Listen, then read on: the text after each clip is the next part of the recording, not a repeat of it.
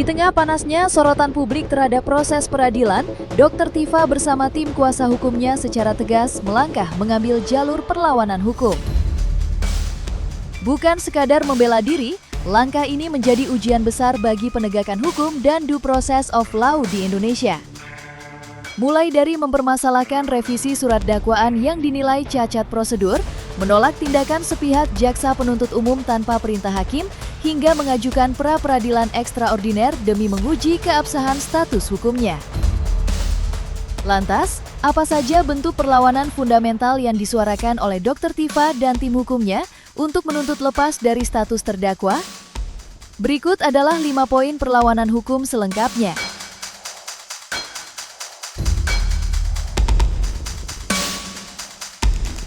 Di tengah dinamika proses peradilan yang terus bergulir, Dr. Tifa bersama tim kuasa hukumnya kembali membuat langkah hukum yang mencuri perhatian publik.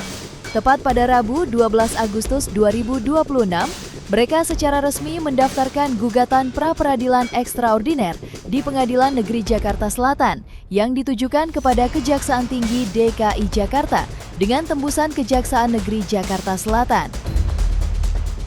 Langkah ini diambil bukan tanpa alasan. Tim kuasa hukum menyoroti tindakan jaksa penuntut umum yang memilih merevisi dan mendaftarkan ulang surat dakwaan pasca putusan sela. Menurut mereka, revisi tersebut dilakukan secara mandiri tanpa adanya dasar kewenangan atau perintah resmi dari hakim di persidangan. Lantas, seperti apa upaya perlawanan Dr. Tifa lewat pra-peradilan tersebut?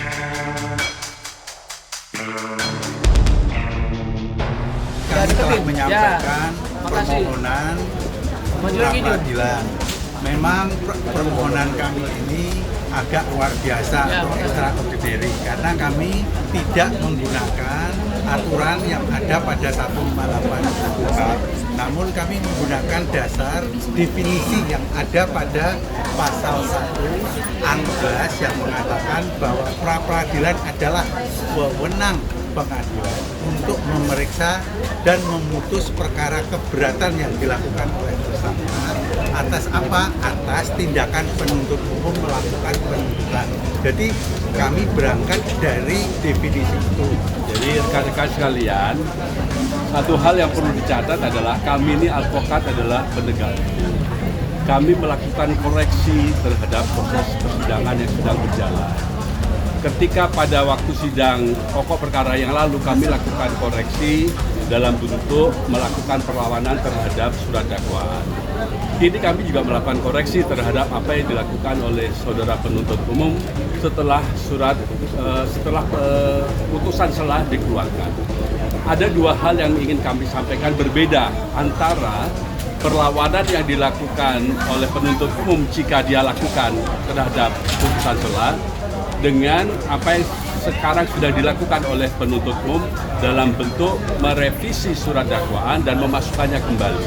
Kalau dia menjalankan perlawanan ke pengadilan tinggi, maka ketika pengadilan tinggi menyatakan menolak perlawanan dari penuntut umum, maka case close, selesai di situ. Tetapi kalau dia melakukan revisi seperti sekarang ini, itu harus kami koreksi. Revisi itu tidak bisa dia jalankan secara mandiri. Haruslah memang ada pemberian kewenangan untuk melakukan revisi itu dari hakim. Nah, ini yang tidak ada. Di dalam penetapan, di dalam putusan sela itu tidak ada hal seperti itu. Masyarakat perlu tahu alasan kami mengajukan pra-peradilan ini. Agar apa? Agar orang tidak kemudian bias terhadap upaya hukum kami. Kami senantiasa menjalankan ini semua berdasarkan due process of law dan tidak menyimpang dari hukum acara pidana.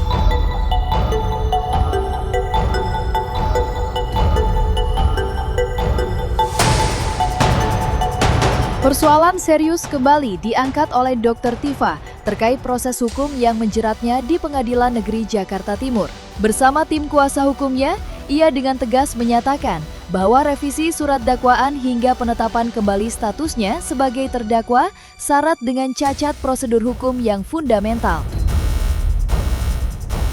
Menurut Dr. Tifa, pengadilan sebelumnya telah menjatuhkan amar putusan yang menyatakan perkaranya batal demi hukum, sehingga statusnya sebagai tersangka dan terdakwa seharusnya sudah gugur. Namun, selang 3 hari kemudian, ia mendapati dirinya kembali diseret ke meja hijau hanya berdasarkan selembar surat, bukan melalui ketetapan resmi pengadilan. Menilai hal tersebut sebagai penyimpangan wewenang yang mencederai keadilan, ia menegaskan bahwa perlawanan ini wajib dilakukan agar cacat prosedur serupa tidak dibiarkan mengakar dan merusak tatanan hukum di Indonesia. Pada saat sidang berlangsung di PN Jakarta Timur, kami mendapati beberapa cacat prosedur dan kemudian ternyata dilanjutkan dengan kemudian penyidangan saya, padahal amar putusan sudah jelas ya bahwa saya sudah dinyatakan, perkara saya sudah dinyatakan batal demi hukum. Nah, kalau kemudian terjadi apa yang kemudian sidang berlanjut dan kami tidak melakukan perlawanan, artinya kita membiarkan cacat prosedur itu berjalan ya. Karena apa? Siapa yang menetapkan orang menjadi tersangka maupun terdakwa sudah ditetapkan itu adalah pengadilan. Nah, pengadilan sudah memutuskan saya bebas dari status saya sebagai terdakwa dan tersangka. Lalu tiba-tiba dalam waktu hanya 3 hari saya dinyatakan lagi sebagai terdakwa dan harus mengikuti sidang. Nah, ini yang betul-betul terjadi sebuah cacat prosedur yang harus betul-betul dikoreksi. Karena kapan seseorang dinyatakan sebagai terdakwa, kapan seseorang dinyatakan sebagai tidak lagi sebagai terdakwa, itu kan pada pengadilan yang terjadi. Tetapi ini oleh surat, gitu ya. Jadi amar putusan sudah ditetapkan di pengadilan, lalu kemudian ada surat yang menyatakan saya kembali menjadi terdakwa. Inilah yang menjadi bentuk saya selalu sampaikan kali ini kita melakukan exercise demi untuk bangsa dan negara ini.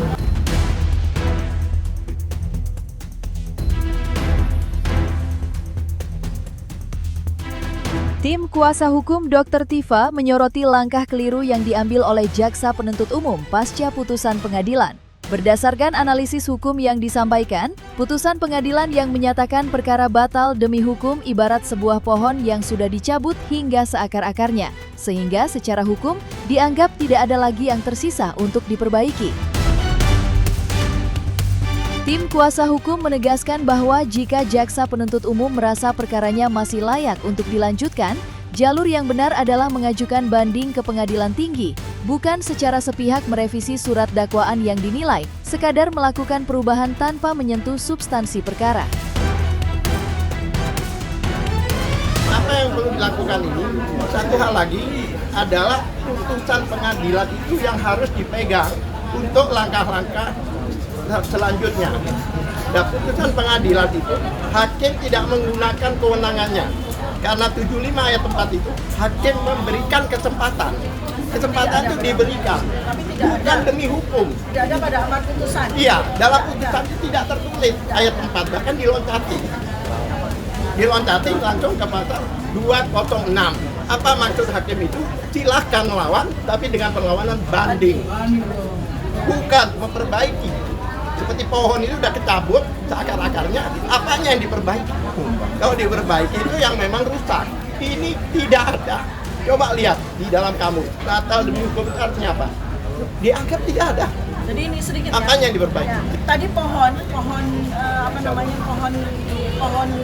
tuntutan hukum udah dicabut seakar-akarnya. Nah, pasal 206 itu mengizinkan kalau pohon itu mau dibawa lagi, dibawa ke atas. Kalau mau lawan. Ya, kalau mau JPU menganggap bahwa pohon ini masih layak untuk disidangkan, maka pohon ini dibawa ke atas. Ke banding, ya. Kami siap. Nah, untuk itu kami siap. Ya, untuk itu kami siap. Kalau memang JPU mau banding, ya udah, mari kita jalankan itu. Bukan dengan cara seperti ini. Pelanggaran ini. Ya, karena ini jelas pelanggaran. Amar putusan tidak menyebutkan pasal 75 ayat 4, tapi digunakan oleh JPU. Ya, dan ternyata setelah kami pelajari juga ternyata itu terjadi kok hanya sekedar cosmetic edit. Hanya memperbaiki teks-teks, ya, tidak memperbaiki substansi, apalagi membuat baru.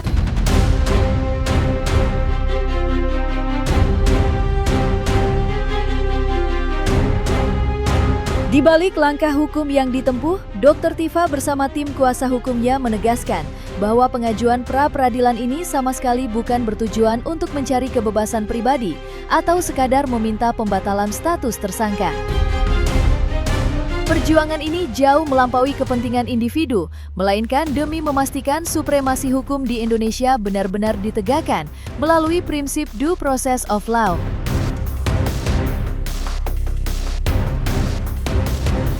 Ini adalah bentuk perjuangan saya. Tidak hanya untuk diri saya sendiri, tetapi juga untuk tegaknya hukum di negara kita secara adil. Saya menegaskan apa yang dikatakan Dr. Tifa. Pra-peradilan ini bukan untuk kepentingan Dr. Tifa. Karena Dr. Tifa tidak minta dibebaskan, tidak minta dibatalkan status tersangkanya. Tapi yang kami pra-peradilan ini yang kami arahkan yaitu hanya untuk penegakan hukum ini supaya benar-benar ditegakkan dengan due process of law. Ini masalahnya. Oleh sebab itu, karena ini puhab yang pertama, ini adalah suatu exercise agar kita nanti untuk jurisprudensi ke belakang seperti itu. Kalau setiap kali putusan batal demi hukum terus diajukan, perbaikan mau jadi apa hukum ini? Karena batal demi hukum itu artinya sudah dianggap tidak ada. Tidak ada itu kalau bangunan sudah jadi tanah. Nah kalau tidak ada, apanya yang mau diperbaiki? Kalau compang-camping diperbaiki ini tidak ada. Batal demi hukum. Dan itu keseluruhan dakwah.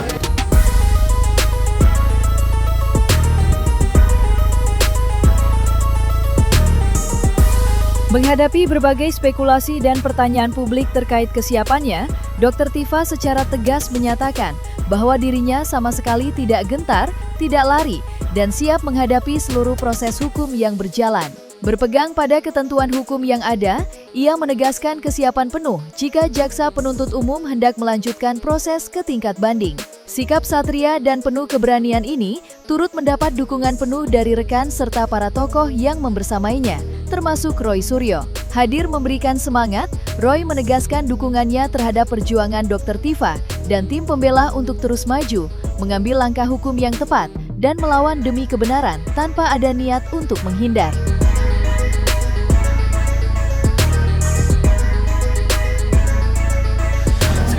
Teman-teman, seluruh media saya juga perlu sampaikan karena begitu banyak pertanyaan di masyarakat Indonesia apakah Dr. Tifa dengan ini takut atau mau lari dan sebagainya. Tidak.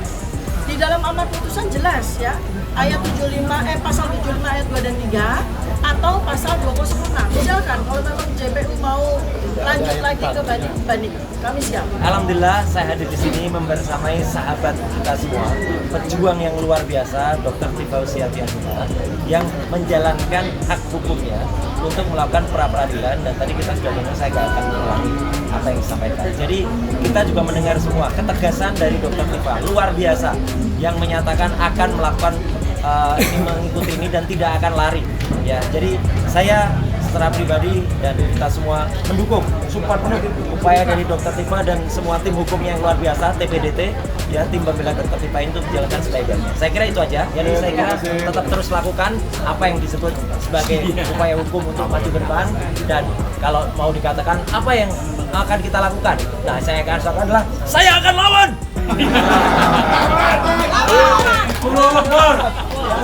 Dr. Tifa juga akan lawan. Ya? Oke, saya kira singkat itu aja. Hari ini bintangnya Dr. Tifa dan tim hukumnya. Saya hanya bersama aja memberikan semangat. Pasti kita pengen ekspresi, mengedepankan estetika. jelas tadi mendengarkan.